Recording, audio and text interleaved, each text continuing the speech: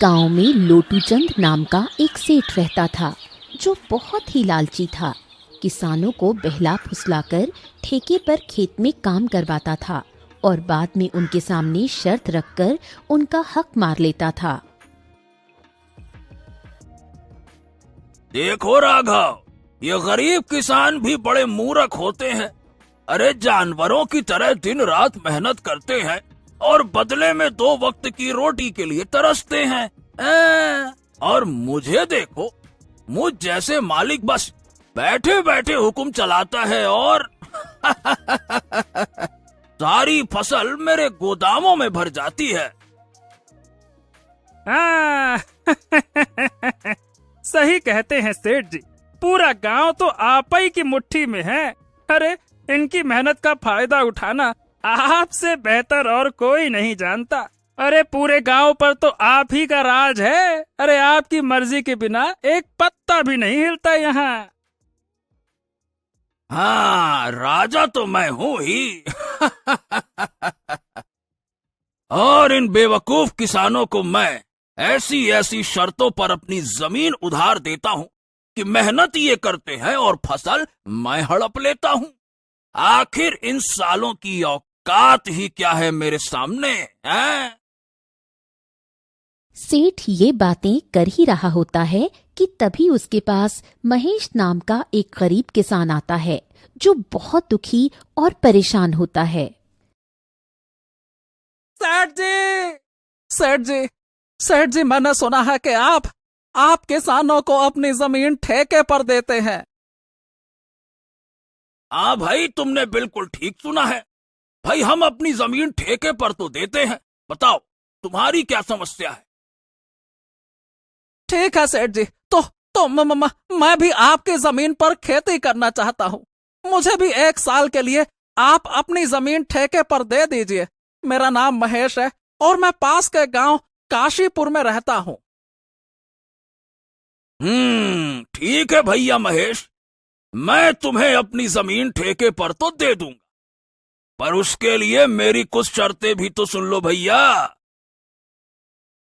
हाँ, ठीक है सेठ जी, बताइए क्या शर्त है।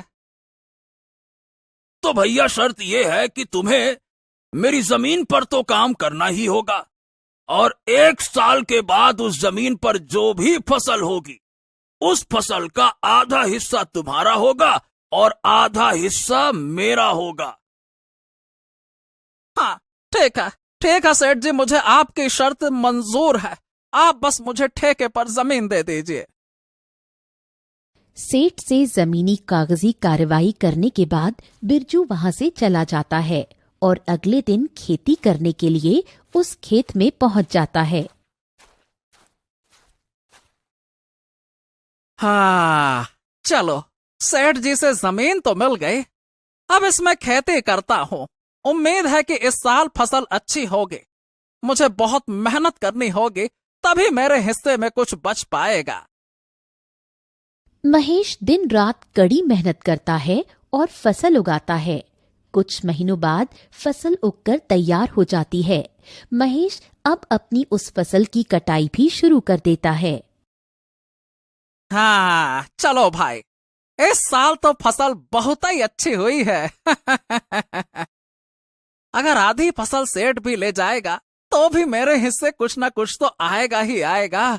हाँ, कुछ नहीं से कुछ तो बहुत बेहतर है ये। महेश की उगाई हुई फसल की खबर सेठ लोटू चंद के कानों तक पहुंचती है।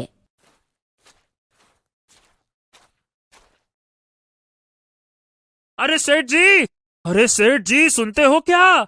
अरे आज महेश अपने फसल की कटाई कर रहा है और इस साल तो महेशबा की फसल बहुत ही अच्छी हुई है। हाँ, क्या बात कर रहे हो, सच में? अरे वाह, ये तो बहुत अच्छी खबर है कि आज महेश फसल की कटाई कर रहा है। चलो चलो भैया, चलकर देखते हैं कि क्या हाल है।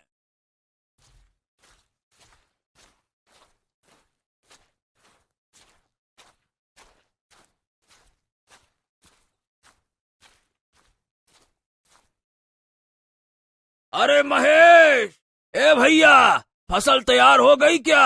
हाँ, इस बार तो तुम्हारी फसल वाकई बहुत अच्छी लग रही है। वाह वाह वाह, बहुत मेहनत किया है तुमने। धन्यवाद धन्यवाद। बिल्कुल सही कहा सेठ जी। इस बार मैंने धान की फसल लगाई है और काफी मेहनत करने के बाद इतनी अच्छी फसल हुई है। अब तो मैंने कटाई भी शुरू कर दी है। अरे भैया, ये तुम्हारी मेहनत वहनत से नहीं हुआ है। अरे ये तो हमारी उपजाऊ जमीन का कमाल है। हाँ? अरे तुम्हारी मेहनत हो या न हो, फसल तो इस जमीन पर होगी ही होगी। ये बात तो ठीक है सेठ जी, लेकिन खेत भले ही उपजाऊ हो, लेकिन अगर वहां मेहनत नहीं होगी तो फसल कैसे होगी? मैंने बहुत मेहनत की है इस पर, तब जाकर ऐसी फसल हुई है। हाँ हाँ, ठीक है, ज्यादा मत बोल। और सीधी बात है, मेहनत तो किराए के मजदूर भी करते हैं। मेरी बात ध्यान से सुन। असली कमाई का हकदार वही है जिसकी जमीन है। और शर्त के मुताबिक अब जल्दी से मेरे हिस्से की आधी फसल निकाल, ताकि मैं यहां से जाऊं। मुझे और भी काम है, समझा क्या? चल। ये कहकर सेठ महेश से अच्छी अच्छी फसल लेकर चला जाता है और खराब फसल महेश के पास छोड़ देता है, जिसे देखकर महेश मायूस हो जाता है। हाँ, यह क्या है? अरे इतनी मेहनत करने के बाद बस इतनी सी फसल, वो भी बेकार फसल मेरे हिस्से आई है। अरे धिक्कार है, ऐसी जिंदगी पर धिक्कार है। आखिर कब तक दूसरों के इशारों पर मैं नाचता रहूंगा?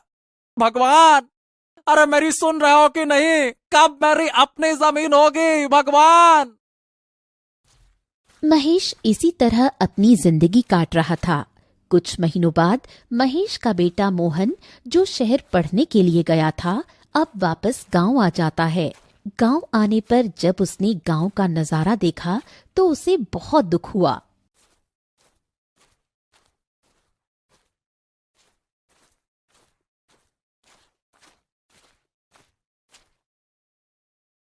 पिताजी, हमारे गांव का ये हाल क्यों है? सभी लोग दुखी और परेशान नजर आ रहे हैं। आखिर बात क्या है? बेटा, इस गांव में किसानों की यही किस्मत है। सेठ लोटू चंद जैसे लोग हमारी मेहनत का फायदा उठाते हैं। मेहनत हम करते हैं और फल सेठ लोटू चंद जैसे लोग खा जाते हैं। हमारे पास ना तो अपनी जमीन है, ना अधिकार। बस मेहनत करते हैं और बेटा भूखे रह जाते हैं। यही लगता है हमारी नियति है। किसानों की ये स्थिति सुनकर मोहन बहुत दुखी हो जाता है और गुस्से में आ जाता है।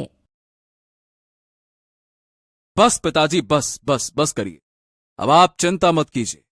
अब ये अन्याय और नहीं चलेगा। आज से मैं खेती करूंगा और उस लालची सेठ लोटू चंद को उसी की शर्तों में उसकी चालाकी का जवाब दूंगा। अब उसे समझ में आएगा कि उसका पाला किससे पड़ा है।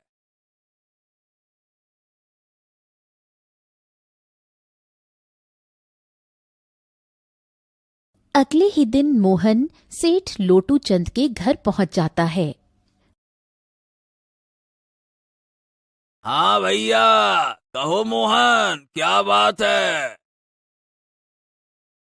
सेठ जी राम राम। पिताजी की जगह इस बार मैं खेती करूंगा। मुझे ठेके पर कुछ जमीन चाहिए।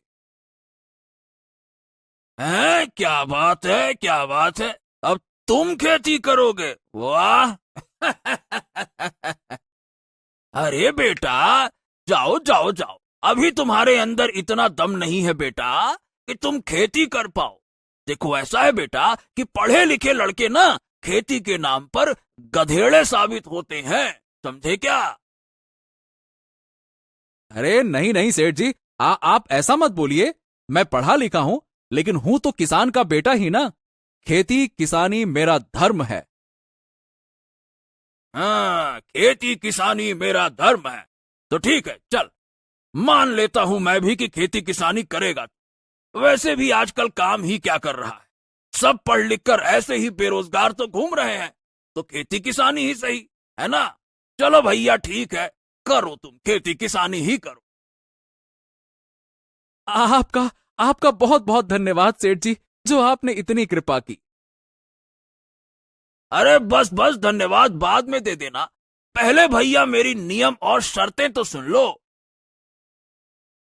हाँ हाँ, बिल्कुल सेठ जी, बताइए क्या शर्त है आपकी। ये तो बच्चा है, इसे कुछ ऐसी शर्त बताता हूं जिससे कि इसकी सारी फसल मेरी हो जाएगी। वैसे भी इसका पिता महेश हर साल धान की फसल लगाता है, तो ये बेवकूफ भी धान ही लगाएगा। हाँ अच्छा ठीक है, तो मोहन सुनो, तुम जो भी फसल लगाओगे उसका आधा मैं रखूंगा और आधा तुम रखोगे, लेकिन ऊपर का हिस्सा मैं रखूंगा और नीचे का हिस्सा तुम्हारा होगा। समझ गए? मैं फिर से दोहरा देता हूं, ऊपर का हिस्सा मैं रखूंगा और नीचे का हिस्सा तुम्हारा होगा। अगर मेरी ये शर्त मंजूर है तो बोलो भैया। हाँ हाँ ठीक है सेठ जी, मुझे आपकी शर्त मंजूर है, ऐसा ही होगा।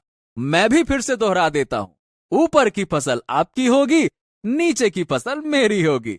जैसा आपने कहा वैसा ही होगा।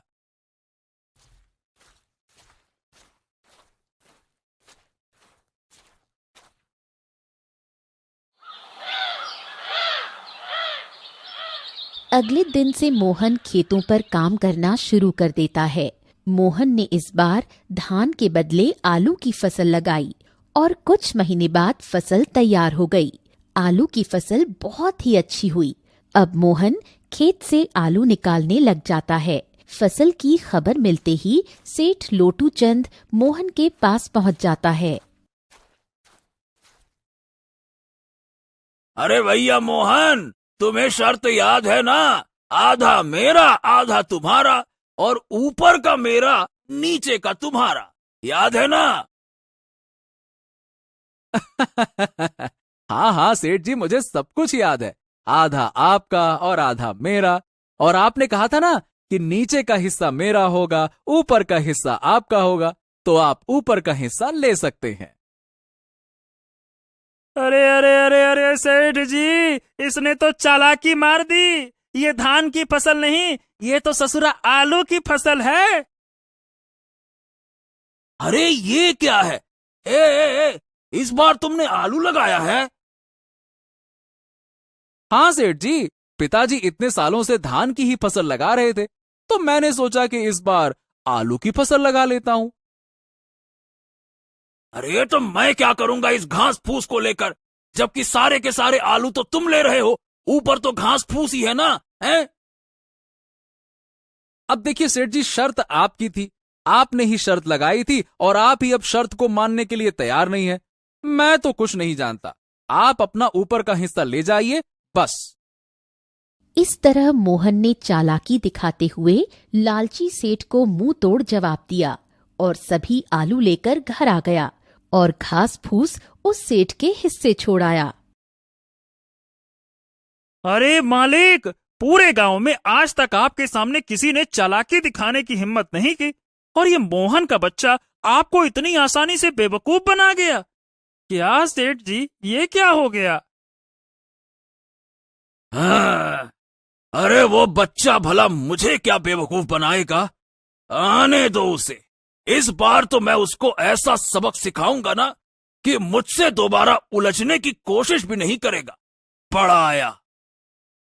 कुछ दिन के बाद मोहन दोबारा सेठ के घर जाता है। कैसे हो सेठ जी? राम राम राम राम। हाँ, राम राम राम राम। कहो लड़के, इस बार क्या चाहिए तुझे? वही सेठ जी, आपकी जमीन ठेके पर चाहिए, खेती करनी है। हाँ हाँ ठीक है ठीक है, लेकिन मेरी इस बार की शर्त भी सुन ले लड़के। इस बार तेरी कोई चालाकी नहीं चलेगी। इस बार फसल के नीचे का हिस्सा मैं लूंगा और ऊपर का हिस्सा तेरा होगा। साफ साफ सुन लेना, नीचे का मेरा, ऊपर का तेरा। बोल, ये शर्त मंजूर हो तो आगे बात करें, नहीं तो भैया राम राम। अरे अरे, काहे की राम राम सेठ जी, मुझे मंजूर है आपकी शर्त। इस बार ऊपर का भाग होगा मेरा और नीचे का भाग होगा आपका। मंजूर है? इस तरह मोहन सेठ से बात करने के बाद घर आ जाता है और इस बार दोबारा खेती करने की तैयारी में जुट जाता है। मोहन इस बार गेहूं की फसल लगाता है और कुछ दिनों बाद फसल काफी अच्छी उग जाती है। अरे वाह वाह वाह वाह वाह, इस बार तो गेहूं की फसल खूब लहलहा रही है। मजा आ गया। अब आने दो उस सेठ को, फिर से ऐसा मजा चखाता हूं ना कि मजा ही आ जाएगा उसको। कुछ दिन के बाद सेठ मोहन के पास आता है। जैसे ही सेठ गेहूं के खेत पर पहुंचा, उसका दिमाग चकराना शुरू हो गया। अरे रे रे रे रे रे रे रे रे, ये क्या? इसने तो इस बार गेहूं की फसल लगा दी। अरे रे रे रे रे रे रे, जितना मैं सोच रहा था ये लड़का तो उससे कहीं ज्यादा होशियार निकला। हाँ? अरे राम राम, नमस्ते सेठ जी, नमस्ते नमस्ते। कैसे हैं आप? हाँ देखिए सेठ जी, इस बार मैंने गेहूं की खेती की है और देखिए, आपकी शर्त के मुताबिक इस फसल के ऊपर का हिस्सा मेरा होगा और नीचे का हिस्सा आपका होगा, जैसा आपने कहा था। इस तरह मोहन ने अपनी होशियारी से सेठ लोटू चंद को दोबारा बेवकूफ बना दिया और सेठ एक बार फिर से धोखा खाकर आग बबूला हो गया। अरे मालिक, उस छोटे से बच्चे का दिमाग तो देखिए। आप जैसे इतने बड़े चालबाज को दो दो बार बेवकूफ बना गया। ये क्या हो रहा है मालिक? अरे मैं उसको बच्चा ही समझ रहा था और उस बच्चे ने तो मुझे बेवकूफ ही बना दिया। आने दो इस बार, फिर उसको बताता हूं कि सेठ लोटू चंद किसे कहते हैं। मोहन ने गेहूं की कटाई की और सारी फसल अपने घर ले आया और उस फसल का कुछ हिस्सा उसने गांव के जरूरतमंद लोगों में बांट दिया। मोहन और उसका पिता महेश दोनों ही बहुत खुश थे। कुछ दिनों बाद फिर से फसल उगाने का समय आया। हाँ चलो, आज उस सेठ के साथ दोबारा मुलाकात करता हूं और इस साल भी ठेके पर जमीन लेकर फसल उगाता हूं। देखता हूं इस बार शर्त में वो सेठ कौन सा खुरापाती दिमाग लगाता है। चलो। ये सोचकर मोहन उस सेठ के पास दोबारा पहुंच जाता है। अच्छा, तो तुम मुझसे मिलने के लिए फिर से आ गए। अब क्या खेल खेलना चाहते हो मेरे साथ? देखो बच्चे, ज्यादा होशियार बनने की कोशिश मत करना। मेरा भी नाम सेठ लोटू चंद है। ऐसा लोटा घुमाऊंगा ना कि तुम्हारी दुनिया घूम जाएगी। अरे मैं कहाँ होशियारी सेठ जी, आप कैसी बातें करते हैं। मैं तो एक किसान का पढ़ा लिखा बेरोजगार बेटा हूँ। होशियार तो आप लोग हैं जो गांव के गरीब किसानों की मजबूरी का फायदा उठा रहे हैं। ए, अपनी जबान को लगाम दे लड़के, कुछ भी मत बोल, समझा क्या? हाँ, जिस काम के लिए आया है वो बात कर। यहाँ ज्ञान बघारने की जरूरत नहीं है, समझा? बता क्या काम है? सेठ जी, चलिए काम की बात करते हैं। तो मुझे इस बार भी आपकी जमीन ठेके पर चाहिए। बताइए इस बार आपकी क्या शर्त है? हाँ, तो अब आया ना मुद्दे की बात पे। तो शर्त तो है, और तू खुद को बड़ा होशियार समझता है ना बच्चे। चल, तो इस बार फसल के नीचे का और ऊपर का हिस्सा मेरा होगा और बीच का हिस्सा तेरा होगा। अब बोल, अगर ये शर्त मंजूर है तुझे तो हाँ बोल, नहीं तो रास्ता नाप। अरे अरे अरे, ऐसे कैसे रास्ता नापूं? मुझे बिल्कुल मंजूर है आपकी शर्त। जैसा आप कहें, मैं खेती करने के लिए तैयार हूं। ऊपर का नीचे का आपका, बीच का मेरा। मंजूर है। और अब राम राम सेठ जी, मुझे फसल उगाने की तैयारी करनी है, जाता हूं। राम राम। लालची सेठ की बातें मानकर मोहन घर चला आता है। वो फिर से फसल की तैयारी में लग जाता है और इस बार वो गन्ने की फसल लगाता है। हाँ, इस बार बेटा खेत में कौन से फसल लगाएगा? अरे इस बार तो सेठ ने बहुत ही खतरनाक शर्त लगाई है। पिताजी, वो सेठ लोटू चंद है तो मैं भी पढ़ा लिखा होशियार हूं। इस बार मैंने गन्ने की खेती की और फसल बहुत जोरदार हुई है और इस बार आमदनी भी बहुत अच्छी होगी। अरे वाह वाह बेटा, ये तो तुमने बहुत तेज दिमाग लगाया। तुम ऐसे ही मेहनत करते रहो। बहुत अच्छे, बहुत अच्छे।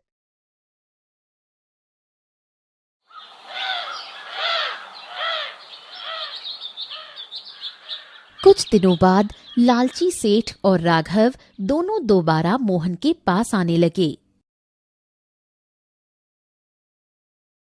अरे सेठ जी, इस बार तो मोहन का दिमाग ही चकरा जाएगा। इस बार तो आपने बहुत ही बढ़िया शर्त रखी है। ऊपर का भी आपका, नीचे का भी आपका। अब उसके पास क्या बचा? ठन ठन गोपाल ठेंगा।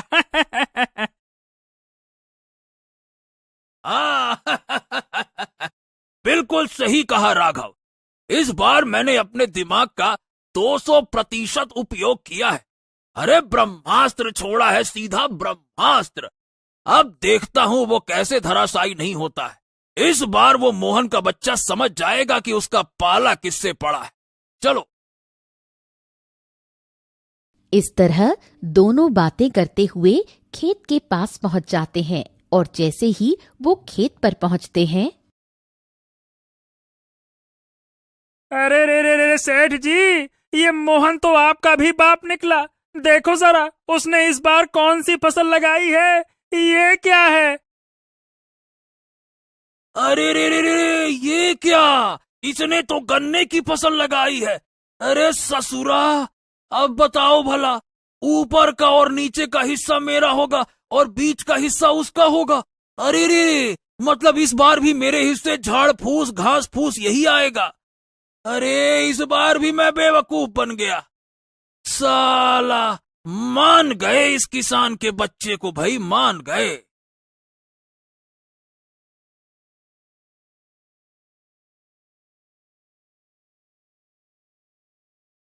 आइए आइए आइए सेठ जी, आइए आइए। राम राम राम राम। क्या हाल चाल है आपके और क्या बातचीत चल रही दोनों में? जरा मुझे भी बताइए। अच्छा, क्या बातचीत चल रही है? एक तो चोरी, ऊपर से सीना जोरी। अरे तुमने मुझे इस बार भी बेवकूफ बना दिया, समझे? अरे अरे अरे, मैं भला आपको क्या बेवकूफ बनाऊंगा सेठ जी? आप तो दुनिया को बेवकूफ बनाते हो। देखो सेठ जी, इस बार मैंने गन्ने की फसल उगाई है और आपकी शर्त के मुताबिक इस फसल के ऊपर और नीचे का हिस्सा आप ले जाओगे और बीच का मैं ले जाऊंगा। जैसी शर्त वैसा काम। अबे ओ किसान के बच्चे, सेठ जी को ज्यादा होशियारी दिखाने की कोशिश मत करना। बेईमानी और धोखाधड़ी में वो सबके बाप है, बाप। ये खेत भी हमारा और ये फसल भी हमारी है। अब बोल। ए बस कर राघव, बस कर, बस बस। हाँ, मैं समझ गया। चिल्लाने की कोई आवश्यकता नहीं है अब। ये शायद हमारी ही करनी का फल है। मैंने भोले भाले इन किसानों को बहुत ठगा है। आज पहली बार हमसे किसी ने पंगा लिया और इस लड़के ने मेरी आंखें खोल दी। मैं समझ चुका हूं और मेरा हृदय भी परिवर्तित हो गया है। अब मैं किसी किसान को बिल्कुल परेशान नहीं करूंगा। सबकी मेहनत का बराबर पैसा दूंगा और जितने भी किसान की जमीन मेरे पास गिरवी है, मैं सबको वापस कर दूंगा। बस। हाँ, ये हुई ना बात सेठ जी। ये तो आपने कही पते की बात। देखिए सेठ जी, एक किसान दिन रात मेहनत करता है अपने लिए और अपने परिवार के लिए, और किसके लिए करेगा ये सब कुछ? ना तो कभी वो अच्छे कपड़े पहन पाता है, ना ही कभी अच्छा खाना खा पाता है। दिन रात दूसरों का पेट भरने के लिए वो अपना पेट काटकर मेहनत करता है। न गर्मी देखता है, न ठंडी देखता है, न बरसात, बस वो मेहनत करता है। इसीलिए इनको तरसाना ठीक नहीं है सेठ जी। इनका हक तो इनको मिलना ही चाहिए ना, है ना? इस तरह मोहन अपनी मेहनत और चतुराई से उस लालची सेठ को सही रास्ते पर ले आया और सेठ ने सभी किसानों की जमीन और पैसा उनको वापस कर दिया। उस दिन के बाद उस गांव के सभी किसान खुशी खुशी रहने लगे। दोस्तों, कहानी अच्छी लगी हो तो वीडियो को लाइक जरूर करें और ऐसी ही मजेदार कहानियों के लिए इस चैनल को सब्सक्राइब करना बिल्कुल न भूलें। तो मिलते हैं एक और अनोखी कहानी में। तब तक स्वस्थ रहें, मुस्कुराते रहें।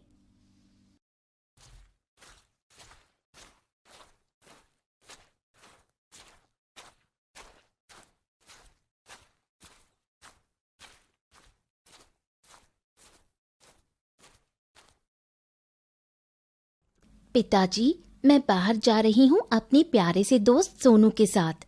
कुछ देर में वापस आ जाऊंगी। ठीक है बेटा राजकुमारी अन्वी, लेकिन मैं तुम्हारे पीछे कुछ सैनिकों को भेज देता हूँ, वो तुम्हारी रक्षा करेंगे। नहीं पिताजी, आपकी बेटी बहुत निडर और मजबूत है। भला मुझे किसी की रक्षा की क्या जरूरत। और वैसे भी मैं बस कुछ ही दूर जा रही हूँ, जल्दी ही वापस आ जाऊंगी। अच्छा, चलो ठीक है, आप जा सकती हैं, लेकिन आप जल्द ही वापस आएंगी, ठीक है ना? क्योंकि हमें आज शाम तक राजा विश्वनाथ जी से मिलने जाना है। ठीक है पिताजी, चल आ सोनू, चलते हैं। राजकुमारी अन्वी अपने पालतू कुत्ते सोनू के साथ जंगल की सैर पर निकली। जंगल की ठंडी हवा और शांत माहौल उसे बहुत भाता था। सोनू देखो, ये जगह कितनी सुंदर है, कितना सुकून है यहाँ। वाह, आज लगता है कि राजमहल से अच्छा ये प्यारा सा जंगल है। यहाँ कितनी सुंदरता है।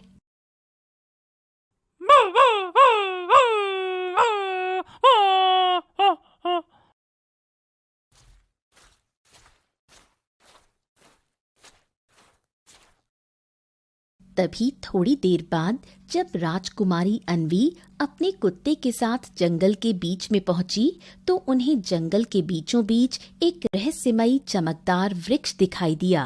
वृक्ष के ऊपर सुंदर सुंदर फूल खिले हुए थे और उसके चारों ओर मधुर सी गूंज थी। अन्वी उसकी ओर आकर्षित हो गई। उसे ये वृक्ष बहुत अच्छा लगा। अरे वाह, ऐसा पेड़ तो मैंने कभी नहीं देखा। ये तो कोई खूबसूरत वृक्ष लग रहा है। एक काम करती हूँ, इसका फूल तोड़ लेती हूँ। तभी अन्वी उस चमकते हुए वृक्ष के पास गई और जैसे ही अन्वी ने उस वृक्ष की एक डाली को तोड़ा, एक चमकदार रोशनी फैली और आकाश में एक आवाज गूंजी। दुष्ट, तूने पवित्र वृक्ष को छेड़ा है। तुम्हें मेरे फूलों को तोड़ना था, लेकिन तुमने मेरे एक डाली को तोड़ दिया और मुझे परेशान किया। इसीलिए तुम्हें इसका दंड मिलेगा। अब तू तब तक एक पत्थर की मूर्ति बनी रहेगी जब तक कोई सच्चा, पवित्र और ईमानदार व्यक्ति आकर तुझ पर जल नहीं डालेगा। अरे लेकिन दिव्य वृक्ष, मुझसे ये गलती से टूट गया। मैं तो सिर्फ एक फूल तोड़ने आई थी। आप कृपया करके ये श्राप वापस ले लीजिए। मैं एक राजकुमारी हूँ। जैसे ही इस पेड़ को पता चला कि वो एक राजकुमारी है, तभी उसने कहा, हे राजकुमारी, मैं ये श्राप तो वापस नहीं ले सकता क्योंकि आपने मेरी सुंदरता भंग की है। लेकिन मैं आपके साथ जो ये कुत्ता है उसे एक वाणी देता हूँ कि ये अब से इंसानी आवाज में बोल पाएगा और आप तभी ठीक हो पाओगी जब ये किसी पवित्र, परिश्रमी और नेक दिल व्यक्ति को लेकर आएगा, जो आपके ऊपर पवित्र जल अपने हाथों से डालेगा और आपका श्राप मिटा देगा। इतना कहकर वृक्ष शांत हो गया। अन्वी की देह एक संगमरमर की मूर्ति में बदल गई। कुत्ता सोनू घबरा गया, लेकिन अब उसके पास एक इंसानी आवाज में बोलने की शक्ति थी। तभी उसने राजकुमारी से कहा, राजकुमारी, राजकुमारी, आप चिंता मत कीजिए, मैं जल्द ही किसी पवित्र व्यक्ति को लेकर आता हूँ। आप डरिए नहीं, मैं जरूर आऊंगा। सोनू ने अपनी रानी की मुक्ति की कस्में खाईं और उससे वादा किया कि वो जल्द ही किसी पवित्र और सच्चे दिल व्यक्ति को लेकर लौटेगा, और वो गांव की ओर चल पड़ा। दूर पहाड़ियों के बीच बसे छोटे से गांव सतवनपुर में एक युवक रहा करता था, शिवा। शिवा एक मेहनती, ईमानदार और अत्यंत आत्मसम्मानी किसान था। वो अकेला अपने छोटे से घर में रहा करता था। उसके माँ बाप नहीं थे, ना ही कोई भाई बहन। उसका पूरा जीवन खेतों और अपनी मेहनत के नाम था। लेकिन अब उसे बहुत सी समस्याएं होती थीं, क्योंकि कड़कड़ाती धूप में जब वो खेतों से काम करके घर वापस लौटता, तब उसे अपने काम खुद ही करने पड़ते। यहाँ तक कि जब वो बीमार होता था, उस समय भी उसकी देखरेख करने वाला कोई नहीं होता था।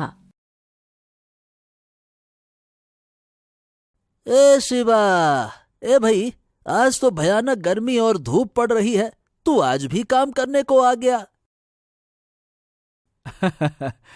हाँ, अरे श्याम भैया, क्या करूं, घर में कोई काम नजर नहीं आ रहा था, इसीलिए सोचा खेत में ही चले जाता हूं, कुछ न कुछ तो करूंगा ही। अरे ये सब तो ठीक है, पर तुम्हें पता है ना, इतनी धूप में काम करने से बहुत से किसान की तबीयत खराब हो रही है, और तू फिर भी यहाँ आ जाता है। अरे तू क्यों नहीं समझता कि तेरी देखभाल करने वाला कोई नहीं है, और ऐसे काम कर करके तू बीमार हो जाएगा। हाँ, समझता हूं भैया, लेकिन ठीक है, तबीयत खराब होगी तो तब का तब देखा जाएगा, और जब तक ये जवानी है ना, तब तक तो जोश से काम करना ही पड़ेगा, बहुत मेहनत करना है। हाँ हाँ, ये तो ठीक है, पर तू एक अच्छी लड़की देखकर उससे शादी क्यों नहीं कर लेता है?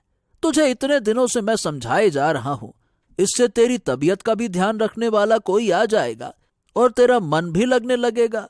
जरा देख तो अपने आप को, कैसा दुबला पतला होता जा रहा है तू। अरे भैया, फिर शादी? अरे शादी के बारे में मैंने आपसे कहा है ना, और कितनी बार कहा है कि मैं शादी करूंगा तो बस एक सुंदर और अमीर स्त्री से, इसके अलावा मैं कभी किसी से शादी नहीं करने वाला। और क्या। इतना बोल दोनों अपने घर की ओर निकल जाते हैं। अब शाम हो गई थी।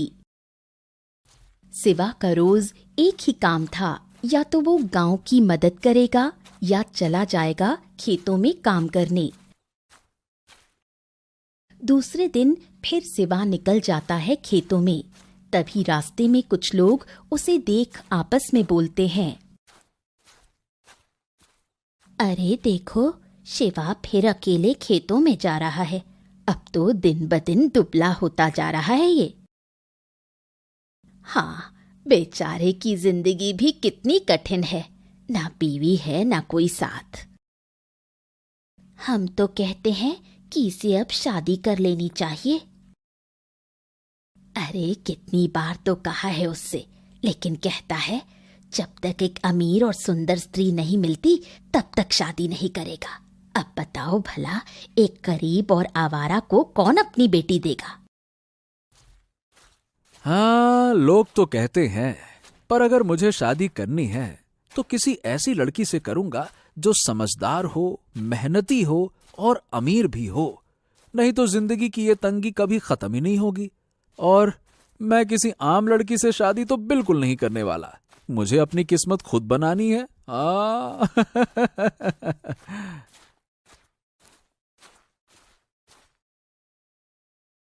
अरे राम राम, बाप रे बाप, आज भी गर्मी कम नहीं हुई है। अरे भगवान उठा ले रे बाबा, उठा ले। अरे मुझको नहीं, इस गर्मी को उठा ले। अरे रे, अरे ये कुत्ता यहाँ क्यों देख रहा है? और ये यहाँ का कुत्ता तो नहीं लगता। अरे कहीं ये पागल कुत्ता तो नहीं है? ओए ओए, चल दूर दूर कहीं का, चल जा यहाँ से, चल चल, अरे भाग जा यहाँ से। ये कुत्ता कुछ नहीं बोला, लेकिन मुखिया के ज्यादा भगाने पर वो जाने लगा। तभी मुखिया जैसे ही अपनी कुर्सी पर बैठा, उसकी कुर्सी टूट गई और वो गिर गया। अरे रे रे रे रे रे रे रे रे रे रे रे रे, आय, आय, आय, आय, अरे मेरी कमर टूट गई रे। ये मनहूस कुत्ता कहाँ से आया? अरे रे रे रे रे रे रे रे रे, बहुत दर्द हो रहा है। दूसरी तरफ गांव का एक किसान अपनी दुकान में समोसे सजा रहा था। तभी ये कुत्ता उसकी दुकान के पास आता है। अरे, इस कुत्ते को तो मैंने यहाँ कभी नहीं देखा। और देखो तो सही, कैसी लालच भरी नजरों से देख रहा है। ओए, चल भाग यहाँ से। अरे भागता है कि बताऊं अभी? चल भाग, भाग यहाँ से। तभी ये दुकान वाला उस कुत्ते को मारने आगे बढ़ता है कि उसके सारे समोसे गिर जाते हैं। अरे रे रे रे रे रे, ये कैसा मनहूस कुत्ता देख लिया। आज पूरे समोसे खराब कर दिए उसने। अरे रे, हे भगवान, आने दो, फिर मैं उसको बताता हूँ। पूरा समोसा खराब कर दिया मेरा। एक दिन शिवा खेतों में कड़ी मेहनत कर घर वापस आया। आज उसे बहुत भूख लगी थी। तभी वो खाना बनाने लगा।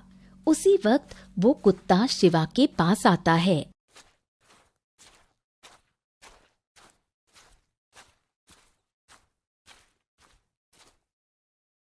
अरे, इस कुत्ते को तो मैंने पहली बार देखा अपने गांव में। हाँ, लगता है भूखा है। चलो, इसे भी कुछ रोटी दे देता हूं। तभी शिवा ने उस कुत्ते को घर के अंदर बुलाया और अपनी रोटी में से आधी रोटी उस कुत्ते को दी। तभी से कुत्ता शिवा को देख रोने लगा और बोला, धन्यवाद, मैंने बहुत जगह कोशिश की, लेकिन कोई भी मेरी मदद नहीं कर रहा था। तुम पहले व्यक्ति हो जिसने बिना कुछ मांगे मुझे कुछ दिया। अरे, तू बात कर सकता है? कौन है तू? कोई राक्षस तो नहीं है ना? नहीं नहीं नहीं नहीं शिवा, घबराओ मत। मैं तो तुम्हारा मित्र हूँ। मैं एक साधारण कुत्ता ही हूँ, लेकिन मैं अभी बोल सकता हूँ। मेरी रानी पर श्राप लगा है और उसे बस तुम्हारी तरह एक इंसान की जरूरत है, सच्चे, पवित्र और मेहनती। अगर तुम मेरी सहायता करो तो एक नारी की मुक्ति संभव है। शिवा कुछ पल सोच में डूबा, फिर सिर हिलाया और बोला, ठीक है। देखो, मैं किसी का भला करने से कभी पीछे नहीं हटता, क्योंकि मेरा एक ही सिद्धांत है, कर भला तो हो भला। अगर किसी की मदद करने से उसे नया जीवन मिल सकता है तो मैं उसकी मदद जरूर करूंगा। हाँ। ये सुन सोनू बहुत खुश हुआ। उसने शिवा को बोला कि कल सुबह वो उसे उस वृक्ष के पास ले जाएगा जहां उसकी रानी है।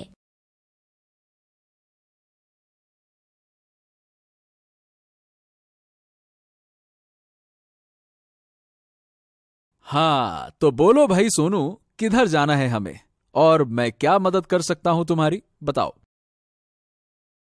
शिवा, तुम्हें मेरे साथ जंगल के बीचों बीच चलना होगा, वहीं तुमको सब समझ में आ जाएगा। चलो आ जाओ, मेरे साथ आओ। शिवा और सोनू दोनों जंगल की ओर चल दिए।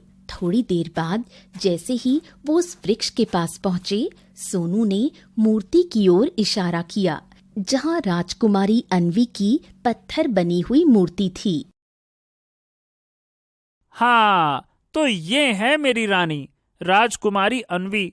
इन्हें इस दिव्य वृक्ष ने अपने श्राप में बांध लिया है, क्योंकि सोनू शिवा को सारी बात बताता है कि कैसे राजकुमारी जंगल घूमने आई थी और फिर इस वृक्ष के फूलों से आकर्षित होकर इसकी एक डाली टूट गई और फिर इस वृक्ष ने राजकुमारी को एक पत्थर की मूर्ति में बदल दिया और मुझे इंसानी आवाज दी बोलने के लिए, जिससे मैं किसी पवित्र और ईमानदार व्यक्ति को बुलाकर राजकुमारी को श्राप से मुक्त करवा सकूं। हाँ, अच्छा तो ये बात है। दोस्त, अब तुम देखो मैं कैसे मिनटों में राजकुमारी को मुक्त करता हूं। तभी शिवा जंगल के पास के झरने से पानी भरकर लाया और मूर्ति पर डाला। उसी क्षण पूरा जंगल रोशनी से भर गया। मूर्ति फूटकर जीती जागती अन्वी में बदल गई। तभी इस दिव्य वृक्ष से आवाज आई, हे राजकुमारी, अब आप मुक्त हैं। इस व्यक्ति के पवित्र मन, निस्वार्थ सेवा और मेहनती स्वभाव ने आपको एक नया जीवन दान दिया है। ये सच है? मैं फिर से जीवित हो गई? हाँ हाँ हाँ राजकुमारी, अब आप बिल्कुल ठीक हैं, एकदम मजे में। अरे चाहे तो आप अपने कुत्ते को छू कर देख सकती हैं। हाँ, छुए छुए छुए। वैसे मैं आपको पहले ही बता देता हूं। देखिए, मेरा नाम शिवा है और मैं भाग्यशाली हूं कि मैं आप जैसी सुंदर स्त्री की मदद कर पाया। शिवा, तुमने मुझे नया जीवन दिया है। आज अगर तुम नहीं आए होते तो शायद मैं जिंदगी भर ऐसे ही रहती। अगर तुम चाहो तो मैं तुम्हारी जीवन संगिनी बनना चाहती हूँ। मैंने तो बस एक अच्छा काम किया है। अगर तुम जैसी जीवन साथी मिले तो ये तो मेरा बहुत बड़ा सौभाग्य होगा। और वैसे भी पूरे गांव वालों को भी तो दिखाना है कि शिवा जो बोलता है वो करता भी है। हाँ। शिवा बहुत खुश हुआ। आखिरकार उसे एक बहादुर स्त्री मिल ही गई। तीनों ने जब खुशी खुशी गांव में प्रवेश किया तब गांव के सारे लोग इन्हें देख दंग रह गए। अरे, ये तो राजा की बेटी है, लेकिन ये शिवा इसके साथ क्या कर रहा है? अरे, हम तो शिवा को कहते थे शादी करके दुल्हन ले आ, ये तो सीधा रानी ले आया। थोड़ी देर बाद जब राजा चंद्रबुद्ध अपनी बेटी को खोजते हुए गांव आए तब शिवा को देख चौंक गए। लेकिन जब राजा को सारी बात पता चली तब उन्होंने शिवा को धन्यवाद कहा, शिवा को सम्मानित किया और पूरे गांव में उसकी भलाई का ढिंढोरा पिटवाया। तभी राजकुमारी अन्वी राजा से बोली,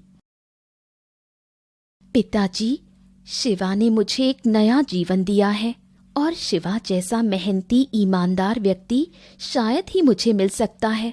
पिताजी, मैं शिवा को अपने साथ अपने महल में रखना चाहती हूँ और शिवा भी मुझसे शादी करने के लिए तैयार है। ठीक है। मैं इस सच्चे, मेहनती और महान युवक को अपनी बेटी का हाथ देता हूँ। ये सुन शिवा भी बहुत खुश हुआ, मानो कि शिवा की मेहनत और उसकी जिद रंग लाई। आखिर शिवा की शादी सिर्फ किसी अमीर लड़की से नहीं बल्कि राजकुमारी अन्वी के साथ हो गई। सारे गांव वाले भी बहुत खुश हुए।